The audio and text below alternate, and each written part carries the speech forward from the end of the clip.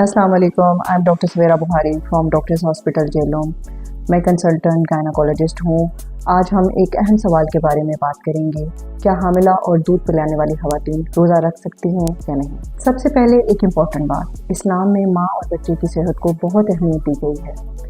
कुरान में है, अल्लाह ताला तुम्हारे लिए आसानी चाहता है, मुश्किल नहीं। मेडिकल पॉइंट ऑफ व्यू से हर प्रेगनेंसी डिफरेंट होती है, इसलिए डिसीजन हमेशा इंडिविजुअल बेसिस पर होता है। लो रिस्क प्रेगनेंसी की सूरत में अगर ब्लड प्रेशर नॉर्मल हो, शुगर नॉर्मल हो, HP ठीक हो, बच्चे की ग्रोथ बिल्कुल ठीक हो रही हो, कोई ब्लीडिंग, पेन या कॉम्प्लिकेशन ना हो, तो केयरफुली रोज़ा रखना मुमकिन हो सकता है।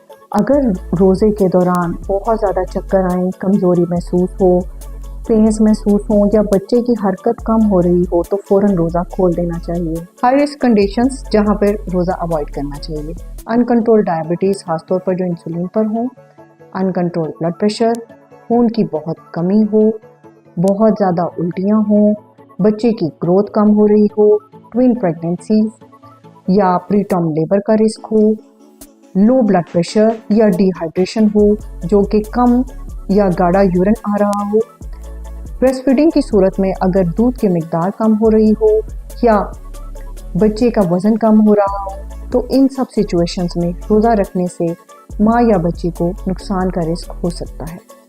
दीनी रहनुमाई के मुताबिक अगर रोज़ा रखने से माँ या बच्चे की सेहत को रिस्क हो तो रोज़ा छोड़ना जायज़ है। बाद में जब सेहत अलो करे तो कज़ा रोज़े रखने होंगे।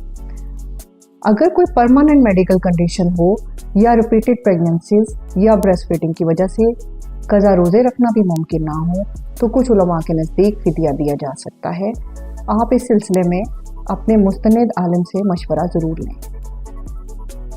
एज ए डॉक्टर मेरी एडवाइस यही है कि अपनी और अपने बच्चे की सेहत को प्रायोरिटी दें। रोज़ा रखना या ना रखना इमोशनल बेसिस पर नहीं बल्कि प्रॉपर मेडिकल कंसल्टेशन के बाद करें। मज़ीद गाइडेंस के लिए आप हमसे कांटेक्ट कर सकती हैं। डॉक्टर्स हॉस्पिटल जेलों हमेशा आपकी रहनुमाई के लिए मौजूद है। Thank you.